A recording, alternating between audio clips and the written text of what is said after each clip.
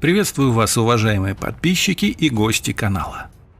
22 июня 1941 года грянула самая страшная война в истории нашей страны. Вместе с первыми бомбами на советские города обрушилась Великая Отечественная война. Чудовищное противостояние поглотило все силы страны без остатка.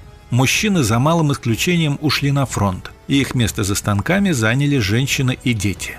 Но война была настолько страшной, что вскоре вслед за мужчинами на фронт ушли и женщины, вступив в бой плечом к плечу со своими отцами, мужьями и братьями.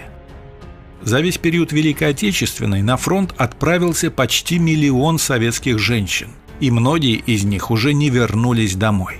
«Коммунистки ненавидят любого противника. Фанатичны и опасны», – писали немцы о советских женщинах-военных. И те действительно сражались до конца.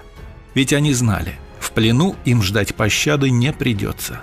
Для немецких оккупантов массовое включение женщин в ряды советской армии было явлением труднообъяснимым, равно как и коммунистическая идея равенства людей вообще. Хотя в рядах СС и вермахта женщины также присутствовали, из них формировались только вспомогательные части. Большинство мобилизованных немок служили надзирательницами в концлагерях, тогда как в авиационных, диверсионных и разведывательных частях их были единицы. По разным данным, немногим более 100. А в Красной армии женщины составляли от 800 тысяч до 1 миллиона. Сталину не жаль русской женщины, лицемерно провозглашали нацисты в своих агитациях, а сами безжалостно истребляли советских фронтовичек, поскольку отказывались признавать их военнослужащими, приравнивая к партизанам. Еще до нападения на СССР немецкое военное командование отдало солдатам вермахта приказ, действовавший до 1944 года. Если вы по пути встретите русских комиссаров, которых можно узнать по советской звезде на рукаве, и русских женщин в форме, то их немедленно нужно расстреливать. Кто этого не сделает и не выполнит приказа, тот будет привлечен к ответственности и наказан. Таким образом, советских женщин-военнопленных в первые годы войны чаще всего ожидал расстрел на месте.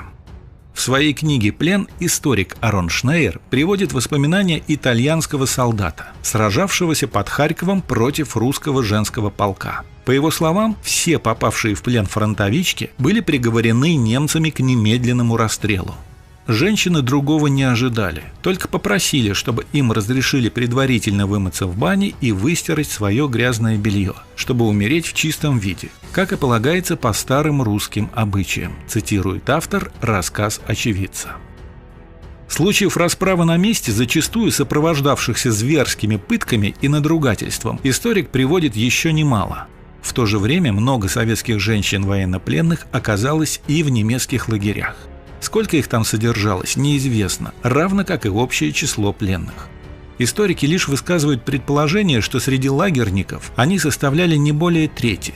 В немецких лагерях советские женщины подвергались не менее извращенным пыткам и насилию. Особенно цинично относились к женщинам-военнопленным лагерная охрана из числа бывших военнопленных и лагерные полицаи.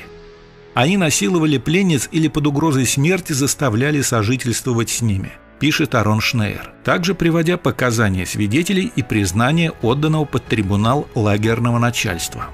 Особой изощренностью отличалась комендантша женского барака в лагере Миллерово, которая за пол-литра ежедневно выдавала полицаям понравившихся девушек, а в случае оказания сопротивления подвергала пленниц садистским истязаниям, выжигала интимные места перцем или заставляла садиться на кол.